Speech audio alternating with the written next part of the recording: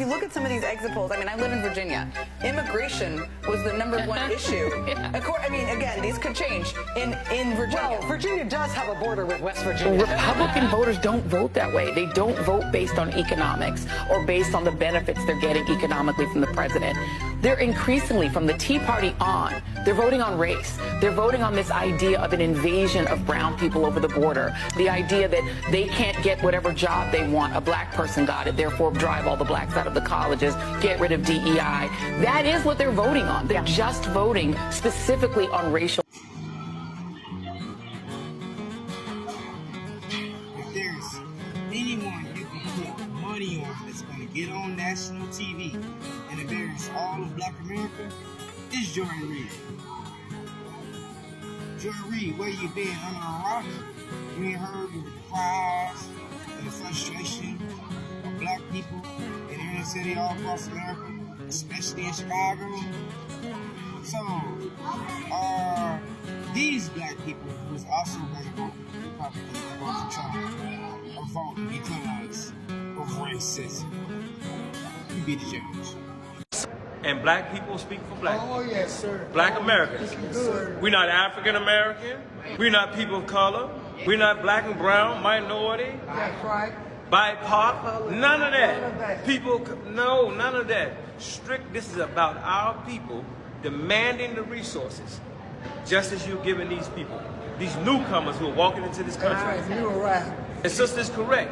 How do you take a new group of people that have paid no taxes, can't vote, and you put them in front of the voters? I'm not going to pay them no damn taxes. And so we say this to you, Mayor, Governor, President. If you think that they're that powerful that you have to acquiesce and answer to them over us, then you tell them to vote for you in these next elections. That's right. You tell them to support your Democratic National Convention. And we're going to show you how we feel about the Democratic National Convention. Turn it out. Thank you.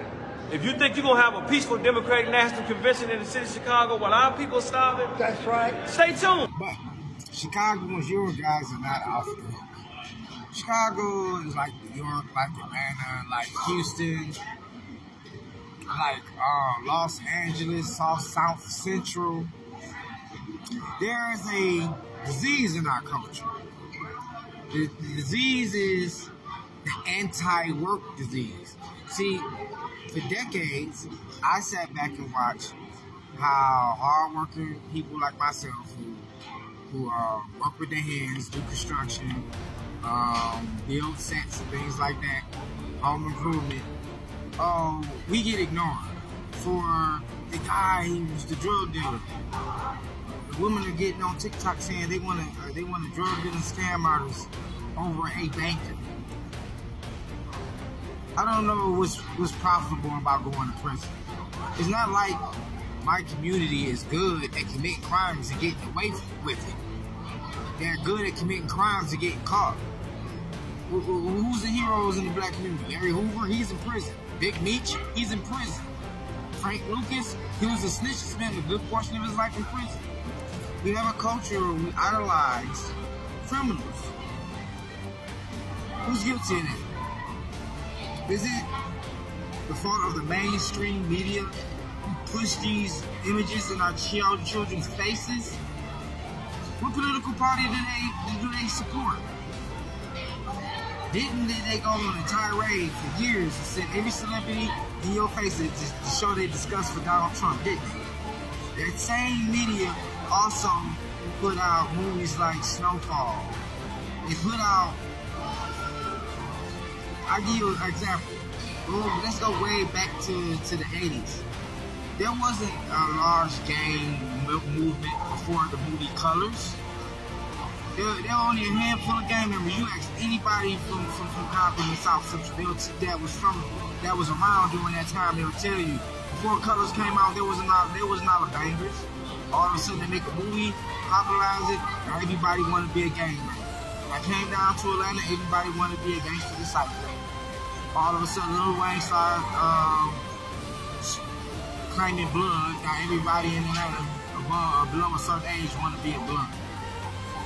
Don't sit here and tell me that these images and this music do not have a strong influence on my community.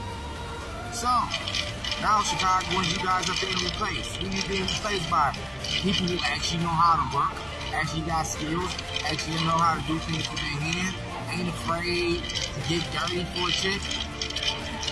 I mean, you're gonna end up working anyway. If you try to avoid work, then you commit crime and you go out scamming, and once you get caught, you're gonna work for free in prison. But you're still gonna work. While the Venezuelans who are not trying to avoid work is coming over here and taking your jobs. Don't think that the deportation that Trump promises is going to be so easy.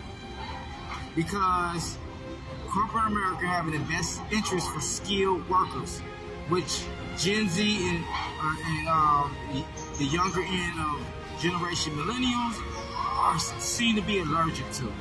So as long as you remain allergic to a real job and you want to be a gangster, you want to be a drug dealer, you want to be a player temporarily and then spend the majority of your life in prison, then this is going to continue to happen, and Trump is not God. He's not strong enough to stop that.